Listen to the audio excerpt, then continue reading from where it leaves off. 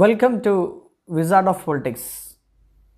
Wizard of പൊളിറ്റിക്സിൻ്റെ 18ാമത്തെ എപ്പിസോഡിലേക്ക് ഏവർക്കും സ്വാഗതം. ഈ എപ്പിസോഡിൽ 4-ാം അധ്യായത്തിലെയും 5-ാം അധ്യായത്തിലെയും +2 പൊളിറ്റിക്കൽ സയൻസിൻ്റെ 4-ാം അധ്യായത്തിലെയും 5-ാം അധ്യായത്തിലെയും ഒറ്റവാക്ക് ചോദ്യോത്തരങ്ങളാണ് നമ്മൾ ചർച്ച ചെയ്യാൻ പോകുന്നത്. നമുക്ക് ചോദ്യങ്ങളിലേക്ക് പോകാം. നിങ്ങൾ ഈ ചാനൽ സബ്സ്ക്രൈബ് ചെയ്യുക, നിങ്ങളുടെ സുഹൃത്തുക്കൾക്ക് ഇതിൻ്റെ ലിങ്ക് എത്തിച്ചു നൽകുക. നമുക്ക് ചോദ്യങ്ങളിലേക്ക് പോകാം. ഒന്നാമത്തെ ചോദ്യം, ഇന്ത്യൻ വിദേശ നയത്തിൻ്റെ ശില്പി. 4-ാം അധ്യായത്തിലെ ചോദ്യങ്ങളാണ് നമ്മൾ ആദ്യം ഡിസ്കസ് ചെയ്യുന്നത്. ഇന്ത്യൻ വിദേശ നയത്തിൻ്റെ ശില്പി, the architect of India's foreign policy എന്നറിയപ്പെടുന്നത് ആരാണ്? നെഹ്റു. രണ്ടാമത്തത്, ഇന്ത്യൻ വിദേശ നയത്തെ സ്വാധീനിച്ച ഇന്ത്യൻ ഭരണഘടനയിലെ ആർട്ടിക്കിൾ ഏതാണ്? 51ാമത്തെ ആർട്ടിക്കിളാണ്. INA ഇന്ത്യൻ നാഷണൽ ആർമി രൂപീകരിച്ചത് ആരാണ്? സുഭാഷ് ചന്ദ്രബോസ്. അടുത്ത വളരെ പ്രധാനപ്പെട്ട ഒരു ക്വസ്റ്റ്യനാണ്. പഞ്ചശീല തത്വങ്ങൾ ഒപ്പുവെച്ചത് ഏതു വർഷം? 1954 ഏപ്രിൽ 29-നാണ് 5 ഷീൽ പ്രിൻസിപ്പിൾസ് ഒപ്പുവെക്കുന്നത്. ആരൊക്കെ ഒപ്പുവെച്ചതാണ്? ആരൊക്കെയാണ് പഞ്ചശീല കരാർ ഒപ്പുവെച്ചത്? ചൈനീസ് പ്രസിഡൻ്റായിരുന്ന ചൗ ഇൻ ലായിയും ഇന്ത്യൻ പ്രൈം മിനിസ്റ്റർ ജവഹർലാൽ നെഹ്റുവുമാണ് പഞ്ചശീല കരാർ ഒപ്പുവെക്കുന്നത്. നോൺ അലൈൻ മൂവ്മെൻറ്റിൻ്റെ ചേരിചേരാ പ്രസ്ഥാനത്തിൻ്റെ രൂപീകരണത്തിലേക്ക് നയിച്ച പ്രധാന സമ്മേളനങ്ങളാണ് ഏഷ്യൻ റിലേഷൻ കോൺഫറൻസ്. ഈ ഏഷ്യൻ റിലേഷൻ കോൺഫറൻസ് ഏതൊക്കെ വർഷങ്ങളിലാണ് നടന്നത്? 1947, 1949 2 ഏഷ്യൻ റിലേഷൻ കോൺഫറൻസുകളാണ് നടന്നിട്ടുള്ളത്. അത് വളരെ പ്രധാനപ്പെട്ട ഒരു വൺ വേർഡ് ക്വസ്റ്റ്യൻ ആണ്. നോൺ അലൈൻ മൂവ്മെൻറ്റ് ചേരിചേരാ പ്രസ്ഥാനം രൂപം കൊണ്ടത് ഏത് വർഷമാണ്? 1955-ലാണ്. ചേരിചേരാ പ്രസ്ഥാനത്തിൻ്റെ രൂപീകരണത്തിലേക്ക് നയിച്ച സമ്മേളനം ഏതാണ്? ഏത് സമ്മേളനത്തിൽ വെച്ചാണ് ചേരിചേരാ പ്രസ്ഥാനം രൂപം കൊള്ളുന്നത്? ബന്ദൂങ് സമ്മേളനത്തിൽ വെച്ചാണ്. 1955-ലെ ബന്ദൂങ് സമ്മേളനത്തിൽ വെച്ചാണ് ചേരിചേരാ പ്രസ്ഥാനം രൂപം കൊള്ളുന്നത്. എന്നാൽ ഔപചാരികമായി നിലവിൽ വന്നത് ഏത് വർഷമാണ്, അല്ലെങ്കിൽ ഏത് സമ്മേളനത്തിൽ വെച്ചാണ്? 1961-ലെ ബൽഗ്രേഡ് സമ്മേളനത്തിൽ വെച്ചാണ് ചേരിചേരാ പ്രസ്ഥാനം ഔപചാരികമായി നിലവിൽ വരുന്നത്. Came in to existence. ഇന്ത്യക്കെതിരെ ചൈന നടത്തിയ ആദ്യത്തെ ചൈനീസ് ആക്രമണം ഏത് വർഷമാണ് സംഭവിക്കുന്നത്? 1962-ലാണ്. NEFA യുടെ പൂർണ്ണ രൂപം എന്താണ്? North eastern frontier agency. വടക്ക് കിഴക്കൻ അതിർത്തി പ്രദേശം എന്നുള്ള അർത്ഥമാണ്. അടുത്ത്, ചൈനീസ് ആക്രമണത്തെ തുടർന്ന് രാജിവെക്കേണ്ടി വന്ന മലയാളിയായ കേന്ദ്ര പ്രതിരോധ മന്ത്രി ആരായിരുന്നു? VK കൃഷ്ണമേനോൻ. ബംഗ്ലാദേശിലെ പ്രധാന രാഷ്ട്രീയ പാർട്ടിയായിരുന്ന അവാമി ലീഗ് രൂപീകരിച്ചത് ആരാണ്? ഷെയ്ഖ് മുജിബ് റഹ്മാൻ. ബംഗ്ലാദേശ് യുദ്ധസമയത്തെ പാകിസ്ഥാൻ ഭരണാധികാരി ആരായിരുന്നു? യഹ്യ ഖാൻ. ഇത് വളരെ പ്രധാനപ്പെട്ട ഒരു ക്വസ്റ്റ്യൻ ആണ്. ഇന്ത്യ ചൈന അതിർത്തിയെ പറയുന്ന പേര് മക്മോഹൻ ലൈൻ എന്നാണ്. CPI communist party of India പിളർന്നത് ഏത് വർഷമാണ്? Communist party of India Marxist രൂപം കൊണ്ടതും ഇതേ വർഷം തന്നെയാണ്, 1964. നെഹ്റുവിന് ശേഷം ചൈന സന്ദർശിച്ച ആദ്യ ഇന്ത്യൻ പ്രധാനമന്ത്രി ആരായിരുന്നു? രാജീവ് ഗാന്ധി, 1988-ലാണ്. ഇന്ത്യയും പാകിസ്ഥാനും സിന്ധു നദീജല കരാർ ഒപ്പുവെച്ചത് ഏത് വർഷമാണ്? 1960. താഷ്കന്റ് കരാർ ഒപ്പുവെച്ചത് ഏത് വർഷമാണ്? താഷ്കന്റ് കരാർ 1966. 65-ലെ ഇന്ത്യ പാക് യുദ്ധത്തിൻ്റെ അവസാനം ഈ കരാർ മൂലമാണ്. ആരൊക്കെയാണ് താഷ്കന്റ് കരാറിൽ ഒപ്പുവെച്ചത്? ഇന്ത്യൻ പ്രധാനമന്ത്രിയായിരുന്ന ലാൽ ബഹദൂർ ശാസ്ത്രിയും പാകിസ്ഥാൻ ജനറലായിരുന്ന അയ്യൂബ് ഖാനുമാണ് താഷ്കന്റ് കരാറിൽ ഒപ്പുവെച്ചത്. അടുത്ത ക്വസ്റ്റ്യൻ, ഇന്ത്യയും പാകിസ്ഥാനും തമ്മിൽ നടന്ന യുദ്ധങ്ങൾ ഏതൊക്കെ വർഷങ്ങളിലായിരുന്നു? 1947, 1965, 1971, 1999 വർഷങ്ങളിലാണ് ഇന്ത്യയും പാകിസ്ഥാനും തമ്മിൽ പ്രത്യക്ഷ യുദ്ധം ഉണ്ടായിട്ടുള്ളത്. ബംഗ്ലാദേശ് യുദ്ധം നടന്ന വർഷം ഏത്? 1971. മറ്റൊരു പ്രധാന ക്വസ്റ്റ്യന്, പാകിസ്ഥാനിൽ ആദ്യം പൊതു തെരഞ്ഞെടുപ്പ് നടന്ന വർഷം ഏത്? 1971. ഒരു ക്വസ്റ്റ്യൻ, ബംഗ്ലാദേശിലെ പ്രധാന രാഷ്ട്രീയ പാർട്ടിയായിട്ടുള്ള അവാമി ലീഗ് രൂപീകരിച്ചത് ഏത് വർഷമാണ്? അവാമി ലീഗ് രൂപീകരിച്ചത് ആര് എന്നതാണ് ചോദ്യം. അവാമി ലീഗ് രൂപീകരിച്ചത് ആര്? ഷെയ്ഖ് മുജീബ് റഹ്മാൻ. ബംഗ്ലാദേശ് യുദ്ധ സമയത്തെ പാകിസ്ഥാൻ ഭരണാധികാരി ആരായിരുന്നു? യഹ്യ ഖാൻ. സിംല കരാർ ഒപ്പുവെച്ച വർഷം 1972 ജൂലൈ 3-നാണ്. വളരെ പ്രധാനപ്പെട്ട ക്വസ്റ്റ്യനാണ്. സിംല കരാർ ആരൊക്കെ തമ്മിലാണ് ഒപ്പുവെച്ചത്? ഇന്ത്യയും പാകിസ്ഥാനും തമ്മിൽ. ഇന്ത്യയെ പ്രതിനിധീകരിച്ച് ഇന്ദിരാഗാന്ധിയും പാകിസ്ഥാൻ പ്രസിഡന്റ് സുൽഫിക്കർ അലി ഭൂട്ടോയുമാണ് സിംല കരാറിൽ ഒപ്പുവെച്ചത്.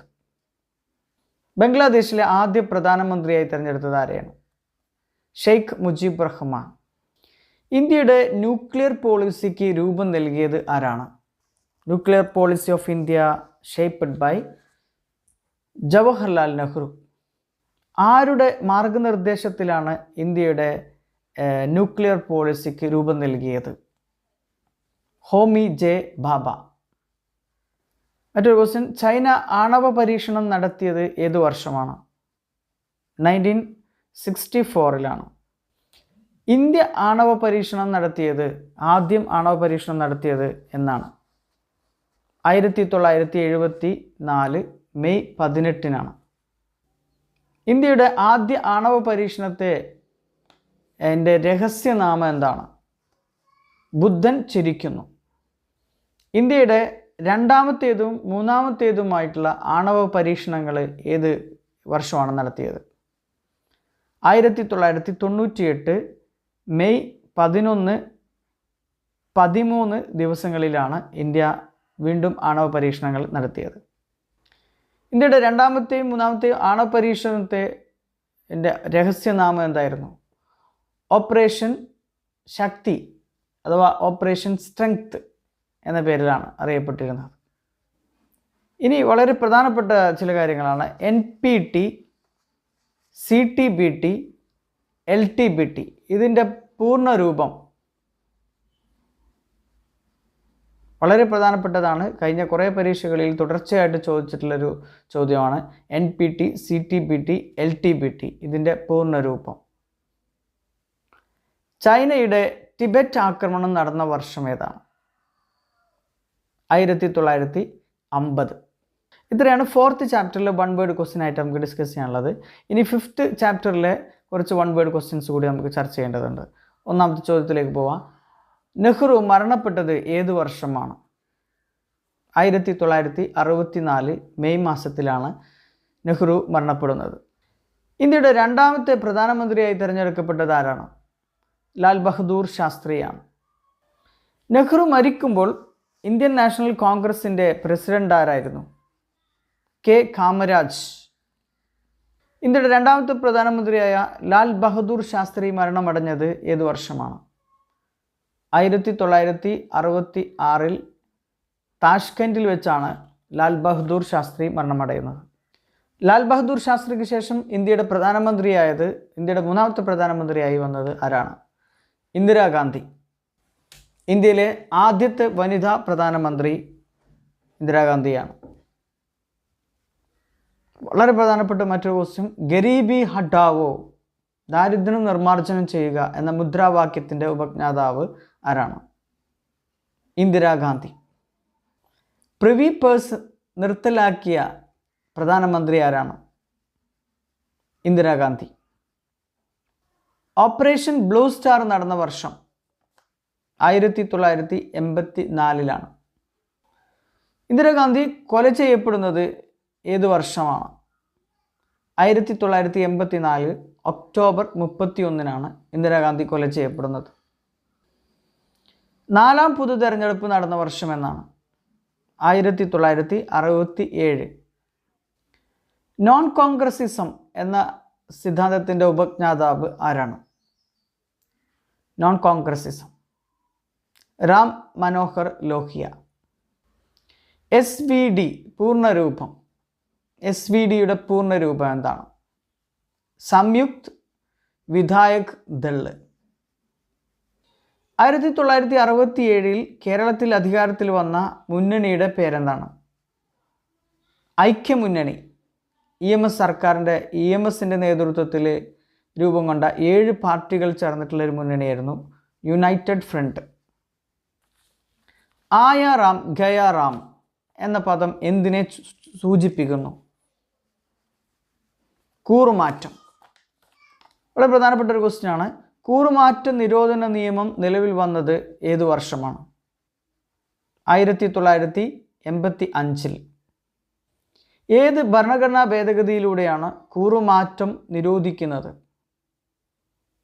52ാം ഭരണഘടനാ ഭേദഗതിയിലൂടെയാണ് കൂറുമാറ്റം നിരോധിക്കുന്നത്. കൂറുമാറ്റ നിരോധന നിയമം കൊണ്ടുവരുമ്പോൾ ആരാണ് ഇന്ത്യയുടെ പ്രധാനമന്ത്രി? രാജീവ് ഗാന്ധിയായിരുന്നു. ഇന്ത്യൻ നാഷണൽ കോൺഗ്രസ് INC ആദ്യമായിട്ട് പിളരുന്നത് ഏത് വർഷമാണ്?